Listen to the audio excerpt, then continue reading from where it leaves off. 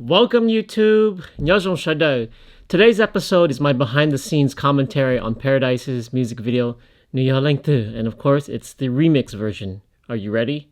Let's go!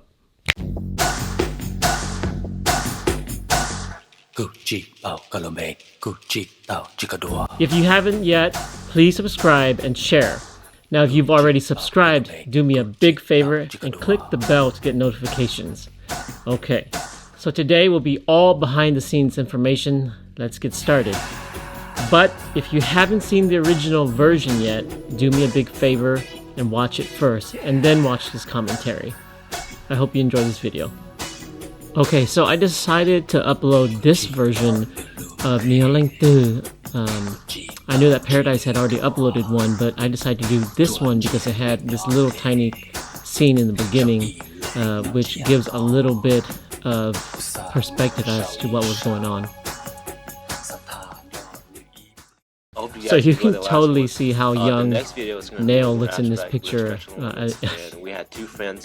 Nail is a couple years older than I am. It's kind of a slash, like a music video slash action type of video. In the video, and you see a very, very young I wasn't Cena. really too sure what I was supposed to do, but then like what Nail said are two I'm gonna do a quick pause here. Jason and Justin. This is Jason and Justin Chandra, whom I went to high school with, and whom are also friends with Steve and Bruce. They're you can see Steve in the frame there, but Bruce is not. But they're standing right next to them. We're on location in West Fresno, and these guys, they left after graduating from Edison. They ended up leaving to film school, and they came back, and this was one of the first things they did once they returned. They're very talented guys. I don't know if they still live in Fresno or not, though.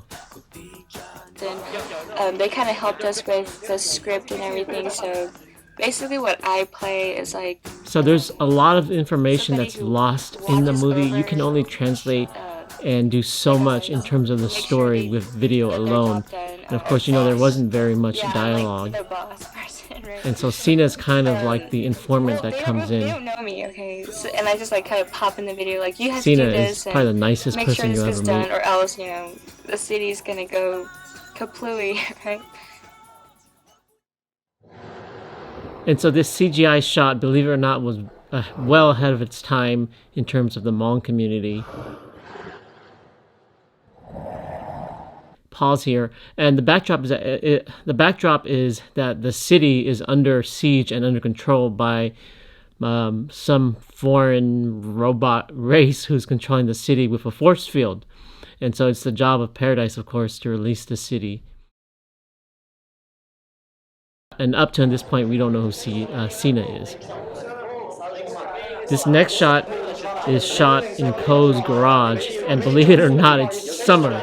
So it's really, really hot. So when you see us in the video, you have a couple of that's probably because at that time, and we had been. I think we shot this shot towards the end. You know, it would have been a lot smarter to shoot it in the beginning, but we shot this last shot towards the middle or the end of the shooting itself. And so it was really hot. Everybody was really tired. And so here we are arguing in Ko's garage. We're talking. What Mykie does is he actually stacks our vocals on top of each other, so it sounds like there's a lot of people. There's only a couple of us. So Nail comes in. I don't know why. We told him not to wear a shirt. He was semi-buff at that time. He comes in and he's told, be as angry as you can. Well, Nail is not a very angry person in the first place. So this was his best angry voice. And he doesn't speak Hmong all the time because he lives in the Bay Area. So he needs to know Hmong.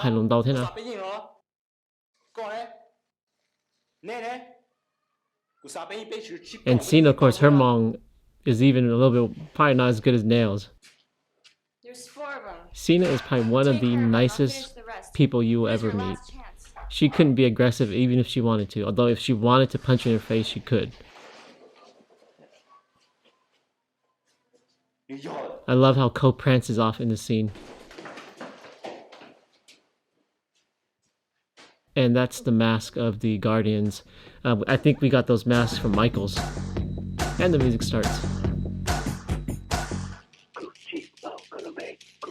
The music is semi-produced with a friend. His name is Rafael in town. Very gifted producer. Obviously a rental car, because at that time, very few Hmong people actually drive a Mustang.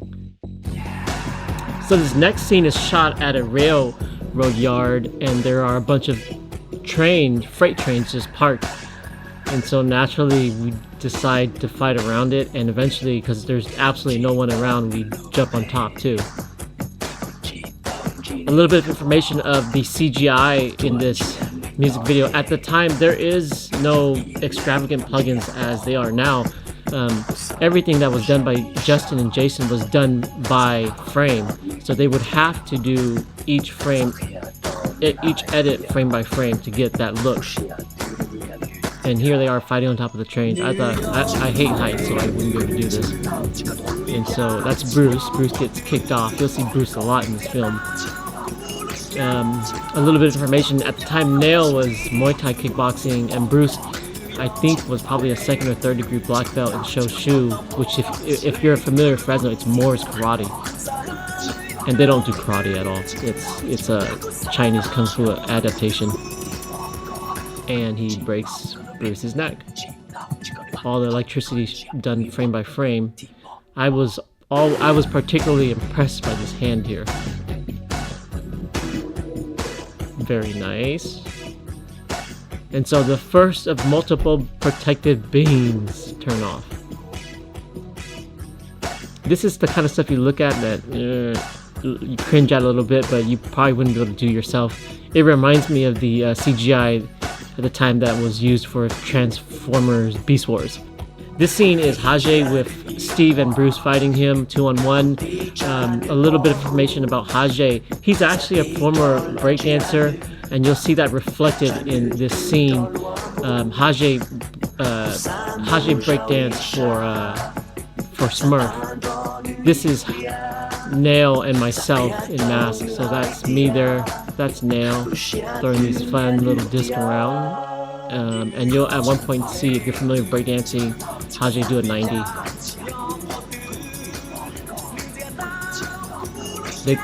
They tell me to throw these discs as cool as I can, and that was my interpretation. And he lops off my head.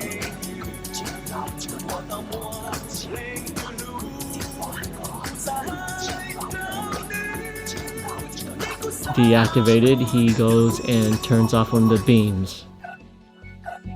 The music is really different and interesting for that time. We wanted to push the envelope a little bit. This scene is actually shot in Jason and Justin's dad's warehouse. In the writing of the script, we were supposed to be jumping in and out and through the boxes from a top-down point of view, but it became really evident really quickly that the boxes would not hold our weight. So that's Steve. Prior to this, I had never touched a firearm in my life.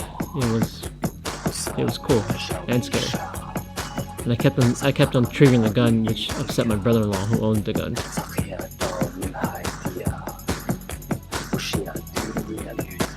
So we get into a little bit of a tussle here. I try to hit him in his face with the butt of the gun.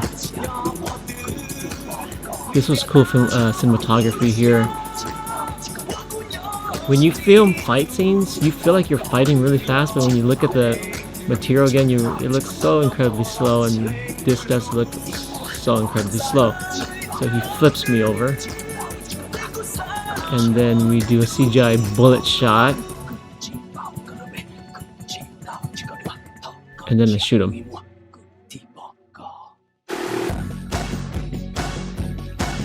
In real life, Steve would destroy me within a second. I wouldn't have a chance. And the third module is released. This scene is shot where Hage and them fought, but if you see there are overpasses. This is shot underneath the underpasses.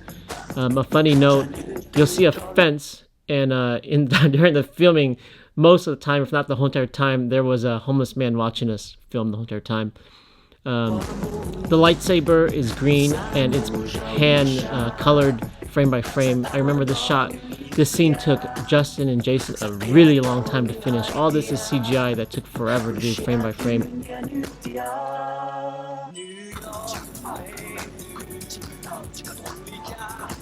That right there is Nail in a paintball mask. And if you look at this video, you can definitely see the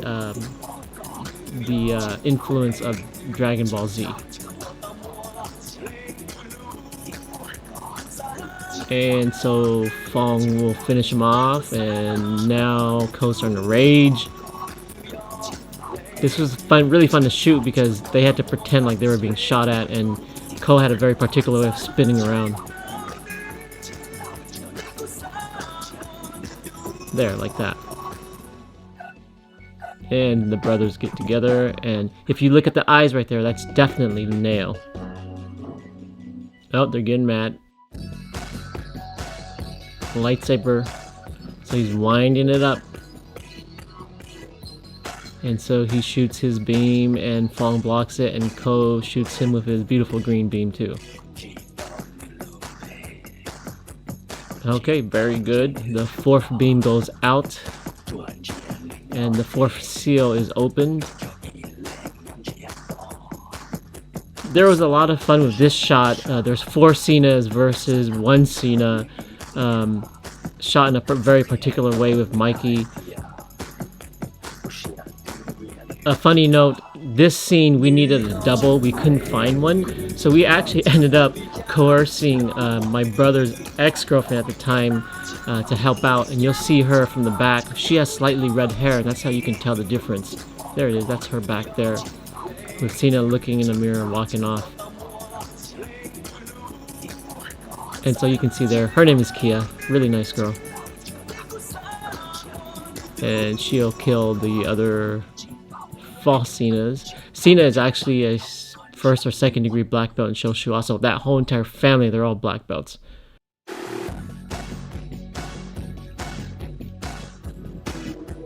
It's always interesting because good martial arts is very hard to capture. You have to actually over-exaggerate everything.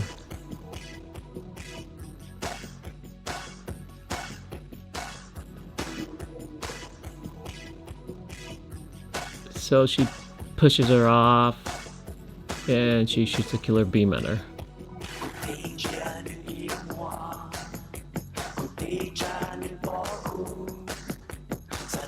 So I don't know who thought of this idea, but it was a really interesting concept, this idea that the clone would die eyes open, and you would deactivate everything by pushing on the eyes.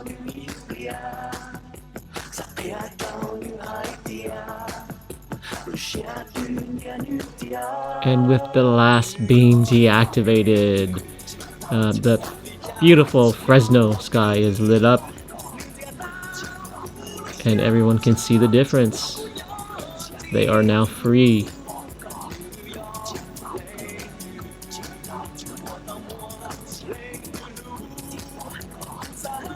And our 5 heroes do a victory walk. Thank you for watching. If you like what you saw and would like to see more, do me a favor, subscribe and share. If you are already subscribed, do me another big favor by hitting the notification buttons. Thank you, and until next time.